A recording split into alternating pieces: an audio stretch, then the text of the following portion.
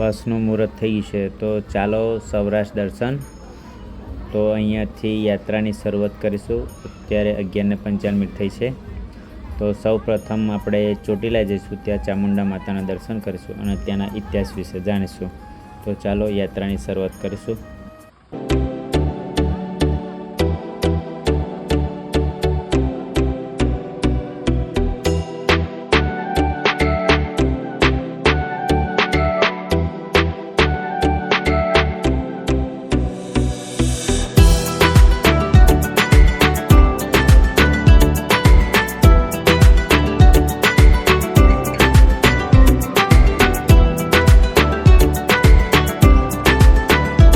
દર્શન હોટલ. તો અમે વાસદથી 170 કિલોમીટરનું અંતર કાપીને આવી ગયા છે. તો આ હોટલ આવેલી છે Ahmedabad Rajkot national highway number 47 ઉપર, તો લીંબડી અને સાયલાની વચ્ચે. તો અહીંયા અમારો 15 થી 20 મિનિટનો હોલ્ડ રહેશે.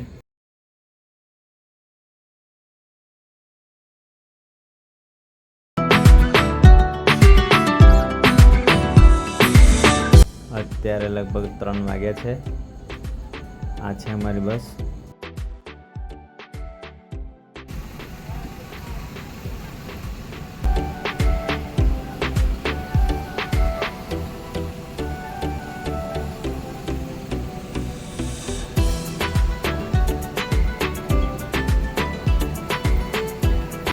હજુ અમારે ચોટીલા પહોંચવા માટે 1 કલાકનો સમય લાગશે.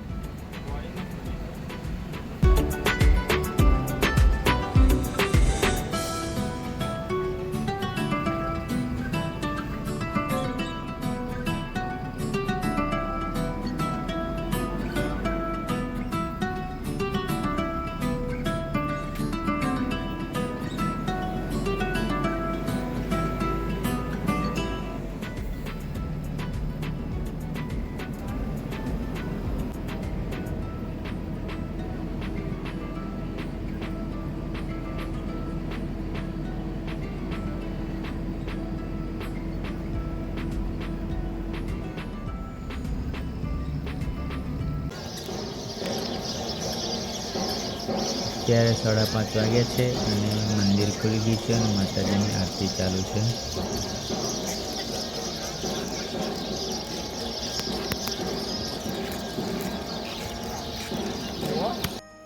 આ છે અતિથિ ભવન. તો અહીંયા તમારે રાત્રિ રોકાણ માટેની વ્યવસ્થા છે અને નાહવા ધોવાની પણ વ્યવસ્થા છે. તો અમે અહીંયા નાહી ધોઈને ફ્રેશ થઈ ગયા છે. તો જઈશું દર્શન કરવા માટે. જય માતાજી મિત્રો, ફરીથી નવા વિડીયોમાં તમારું સ્વાગત છે. તો અમે આવી ગયા છે ચોટીલા. આ ગુજરાતના સુરેન્દ્રનગર જિલ્લામાં આવેલું ચોટીલા એ ભારતનું એક જગત પ્રસિદ્ધ ધાર્મિક સ્થળ છે. તે Rajkot Ahmedabad national highway number 47 પર આવેલું છે. આ પ્રદેશ પ્રાચીન કાળમાં પાંચાળ તરીકે ઓળખાતો હતો. આ સમુદ્ર સપાટીથી આશરે 1173 ફૂટની ઊંચાઈ ધરાવતો ચોટીલા ડુંગર આ વિસ્તારનું મુખ્ય આકર્ષણ કેન્દ્ર છે, જેના શિખર પર જગતજનની માં ચામુંડામાં બિરાજમાન છે. તો ચાલો અહીંયાથી જઈશું દર્શન કરવા માટે અને એના ઇતિહાસ વિશે જાણીશું. ડુંગરની તળેટીથી માતાજીના મુખ્ય મંદિર સુધી પહોંચવા માટે ભક્તોને આશરે 650 જેટલા પગથિયાં ચડવા પડે છે અને અંદાજિત તમારે 20થી 30 મિનિટનો સમય લાગે છે. ચોટીલાના ઇતિહાસને 2 મુખ્ય ભાગમાં સમજી શકાય છે. પૌરાણિક ઇતિહાસ અને રાજકીય સ્થાનિક ઇતિહાસ મુજબ સમજી શકાય છે. અનુસાર જ્યારે પૃથ્વી પર ચંડ અને મુંડ નામના રાક્ષસનો ત્રાસ વધી ગયો, ત્યારે આદ્યશક્તિ મહાકાળીએ તેમનો નાશ કરવા માટે રૌદ્ર સ્વરૂપ ધારણ કર્યું હતું. દેવીએ બંને રાક્ષસોના સંહાર કર્યો, તેથી તેઓ ચામુંડા તરીકે ઓળખાયા. અને ચોટગઢમાંથી ચોટીલા કેવી રીતે પડ્યું? તો પ્રાચીન સમયમાં આ સ્થળ ચોટગઢ તરીકે ઓળખાતું હતું.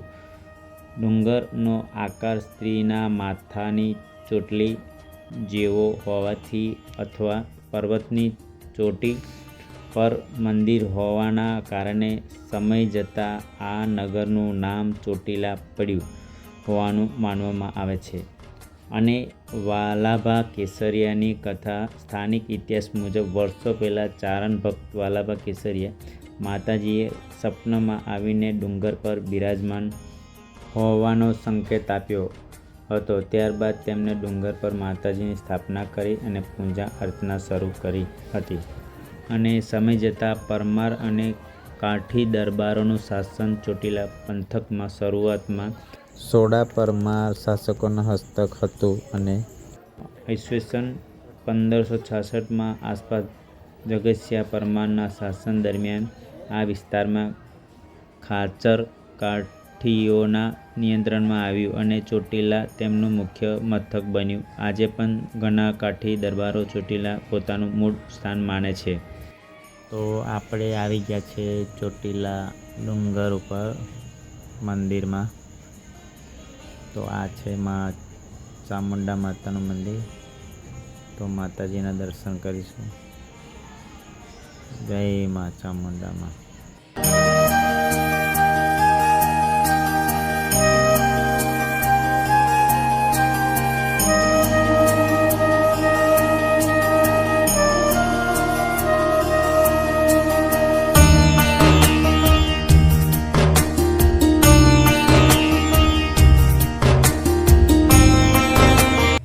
જય ચોટીલાની માં ચામુંડા માતા, સૌની મનોકામના પૂર્ણ કરજો. તો દર્શન થઈ ગયા છે. આવી જઈશું બહારની સાઈડ.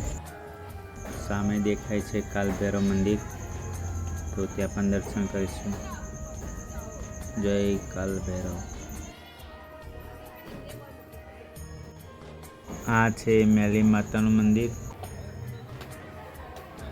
તો આવી ગયા છે પાછળ અને આ માં લખેલું છે અને આગળ ત્રિશુલ લગાવેલું છે અને નીચેથી લાઇટિંગમાં બહુ સરસ લાગે છે રાત્રિના સમયમાં. અને સાંજ પછી ચોટીલા ડુંગર વિશે એવી માન્યતા છે કે સાંજની આરતી પછી કોઈ પણ વ્યક્તિ ડુંગર પર રોકાઈ શકતું નથી. પૂજારી પણ માતાજીની આરતી પૂજા વિધિ પતાવીને નીચે આવી જાય છે. એવું માનવામાં આવે છે કે રાત્રે ત્યાં સિંહ, કાલભૈરવ અને સ્વયં માતાજી અદૃશ્ય સ્વરૂપમાં વિચરણ કરે છે. તેથી રાત્રિના સમયે ઉપર આવવા માટે નીચેથી પ્રવેશ બંધ રાખવામાં આવે છે.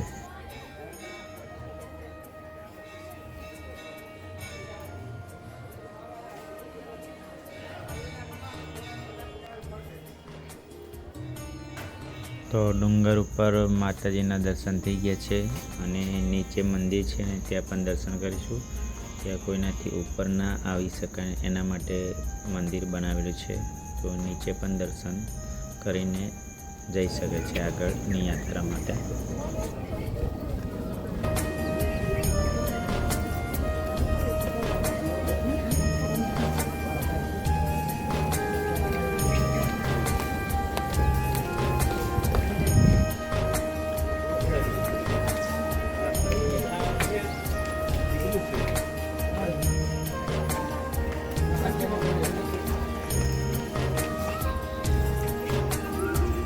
ડુંગર ઉપરથી નીચે આવી ગયા છે. તો ચાલો અહીંયાથી બાજુમાં જઈશું. ત્યાં પણ ચામુંડા માતાનું મંદિર આવેલું છે અને અહીંયા તમારે દરેક જાતના પૂજાભો મળી રહેવાના છે.